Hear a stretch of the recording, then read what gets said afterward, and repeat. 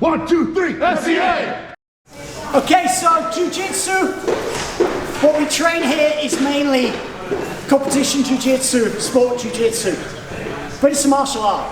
It's an applicable martial art, it's self-defense. It has to be usable in a fight. So it's important for us to remember our roots and see how it all connects together. So tonight we had a little bit of a look at some more live situations. So we're in a situation where this dude wants to hit me in the head. Okay, so first things first, I don't want to have my hands down around my waist. You know, this is your bar scene every Friday night in the UK. When I was growing up, someone in the bar, yeah, whoa, whoa, whoa, whoa, with their hands down, looking to start a fight. And exactly like that, he swings on me, I am going to get knocked out in a horrible and embarrassing way. And these days there's going to be 20 people videoing it and it's going to be all over social media. So first things first, if I am in any way, shape or form in range, I don't want my hands down. Now, if I do this and go straight into a fighting stance, we're having a fight, right? Like I'm saying to him, I want to fight you. I don't really want to do that. I might really want to fight him, but I don't want to signal that. Apart from anything else, whatever happens in this altercation, if it gets properly physical, there's a good chance someone's going to phone the cops. The cops are going to turn up afterwards. They're going to ask everybody around what was going on. Okay? We have some law enforcement that train with us, and we get some good advice from them that if I'm standing here with like my dukes up, come on, like I want to fight with you, that's what's going to get reported. I'm reported as an aggressor, even if this guy's the guy that started the fight. If I've got my hands in a more placating way, even if I am calling his mother every name under the sun, nobody else can hear that over the music in the bar. And to the outside observers, I was the one placating the situation. So my advice is hands up in front of my face, but in a defensive posture. So to the bystander, I am the nice gentleman that was trying to calm it down, not the crazy tattooed fighting guy picking a fight. Okay? Now, I'm likely to receive 1 of 2 strikes from this guy. It's unlikely that he's going to open up with a big flying kick or something like that. Dependent on his level of training, he's probably either going to jab or he's going to throw a big wailing right hand. For the most part, what we are training for is training against the relatively untrained. Because if someone is highly trained, they're normally doing their fighting in a gym. They don't typically get in a lot of fights outside the gym because they want to get paid when they fight. So the most likely thing I'm facing is an untrained guy who's been in a couple of brawls and thinks he's tough. So the most likely thing I'm going to get is this big wailing right hand. But he might have watched a couple of YouTube videos, he might have taken a couple of classes, so he might pop out a nice like stiff little jab. So when my hands are up, I've got to be aware of that jab, and I am literally just ready to parry that jab that's coming out. If I'm seeing him punching, throwing a bunch of jabs in a row like this, I'm just going to sign him up and get him down here to the gym. Okay? But what might happen, he throws that jab, I parry it, and then that big right comes. As that right comes, I am stepping in. I want to use this to close the distance. By closing the distance, I take the power out of the punch.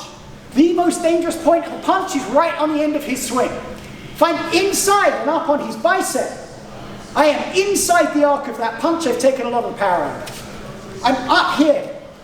I've got into like my tie clinch with my right hand. I'm hip to hip with him. I'm leaning into him. From here, I have a lot of options for how to take him to the ground. I'm just going to show 2 that I really like. So the first would be I will step through, go to my Osoto Gari. Drop my knee on him, go to town. Okay, that's option 1. Option 2, jab. Well, right hand comes in.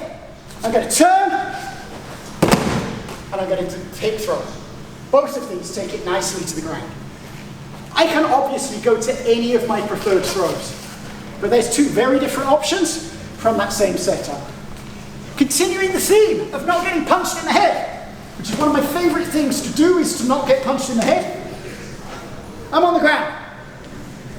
I have a guard situation going on.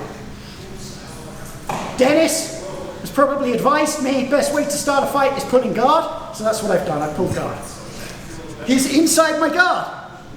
In typical Jiu-Jitsu, from here, I'm worried about him getting grips and trying to pass my guard. So I'm looking for grips to try and choke or armbar him. But in a fight situation, my first big worry is he's going to punch me in the head. I do not like getting punched in the head. I do not want to get punched in the head. So as he swings that punch, I block, I bring my knee inside. I get to this position. This is a strong, safe position. My hands are at his elbows, my shins are up in his bicep. At this point, my feet on his hips, he can wail away with his arms, trying to throw punches. He's got no power. And I've really nicely controlled him. From here, I have a bunch of options of where to go. One I really like is I'm going to pull this arm and kick.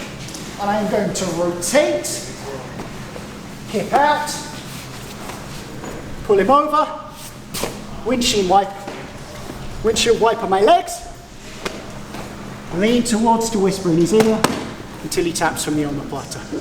This is a very solid motion to take from here.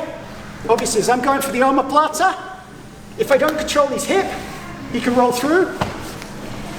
In a Jiu-Jitsu situation, 2 points. For me, that's a sweep. I'm on top. Great. In a fight situation, I'm on top. Great. Now I'm the one punching. Okay? So that's not my biggest worry. Him going for the roll through. The other thing that could happen as I go for this is I'm really worried about him, but I don't stay heavy there. And he's going to lift his shoulder up and power this way. From here, he swings with his other hand towards me, stop powering past. That is a problem for me. So, if I have a preference, what I really want to do is finish the submission. But the weight of my concern is to keeping his shoulder down and looking to control the hip, not controlling the hip and looking to control the shoulder. Roll through, no bad outcome for me. Him lifting up, bad outcome for me. So that's where my focus is. The other thing, anytime I'm going for an Omoplata, there's always a built-in wrist lock. Handy added wrist lock with every Omoplata. It's always a fun thing to have. So that's something else to look for. Final thing I'll say on Omoplata shoulder locks, women typically have far more flexibility through their shoulders. If you have the opportunity to practice this technique with a girl, practice it with a girl. If you get it tight and to work with a girl, you go back to training with a guy, wow, you're going to find that comes on really easily. So, you know, again, for me, training with lots of different training partners, different body shapes, different types of people, different experiences is always the best way to really develop your game.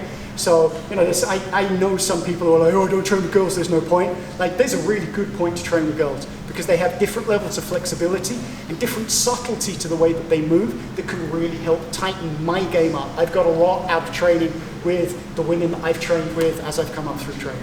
So overall, you know, we looked at some self-defense stuff tonight, but looked at how it mixes in with the grappling techniques. Thanks for helping me out. Good training.